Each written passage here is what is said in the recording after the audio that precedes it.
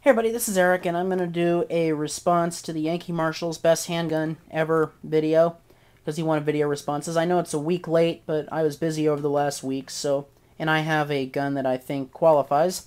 What we have here is a Smith & Wesson hand ejector, Model 10, 38 Special, military and police.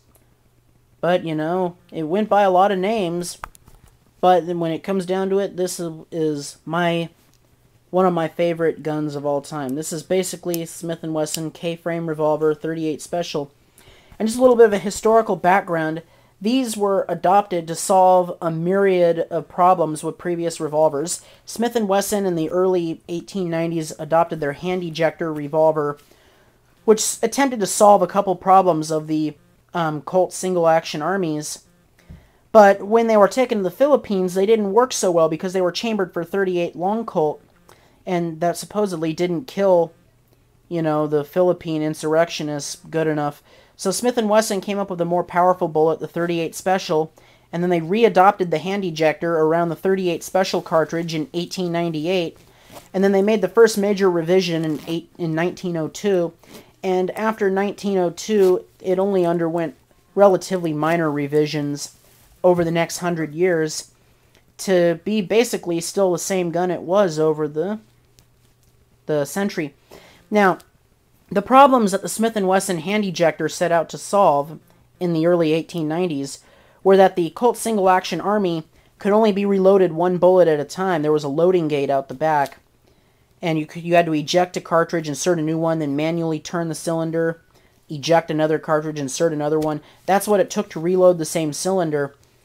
And so a couple smaller revolvers had solved that problem by having a top brake, where you'd hit a latch and the revolver would swivel, you know, and the cylinder would break at the top. But these couldn't carry very powerful rounds. A lot of like the Ivor Johnsons and the H&Rs, they just couldn't take powerful bullets. Well, Smith & Wesson with the hand ejector, they solved this with this latch, and the cylinder would come out the side of the gun. You'd insert all the bullets, and then you'd snap it back into place. And then they also incorporated double action at the same time.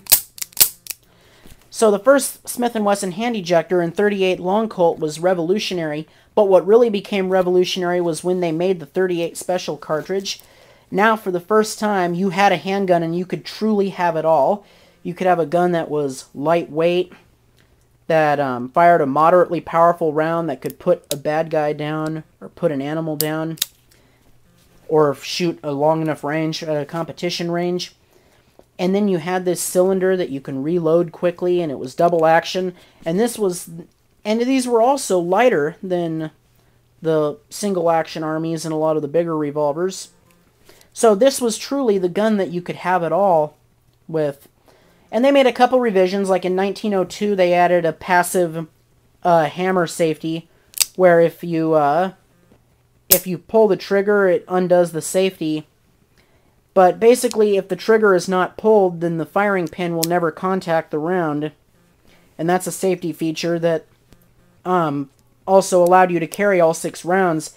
A lot of the Colt single-action army revolvers had to be carried either at half-cock or with the gun uncocked over an empty chamber for safety reasons. So when you take a look at all the features that Smith & Wesson built into these were truly a revolutionary pistol. And these went on for a century to be a police gun, a competition gun, a civilian self-defense gun. And even to this day, they continue to be carried in many parts of the world. I was just reading the Wikipedia page, and according to Wikipedia, we all know Wikipedia may not be the most accurate source, but according to Wikipedia, that these are used by security guards in France because I guess they don't like semi-autos in the hands of private security guards. The Philippine police force, the Peruvian police force, etc. still carry revolvers much like this, and why not? They're a good design. So this may not be technically the best handgun in terms of specifications, but it was a very influential handgun, one that revolutionized the world of handguns, and I think paved the way for a affordable, lightweight handgun that could be used effectively by average people such as you and I. So that would be my vote, is the Smith & Wesson hand ejector 38 Special Model 10, whatever you call it. would be the greatest handgun of all time just for its historical significance and its influence on the handgun markets.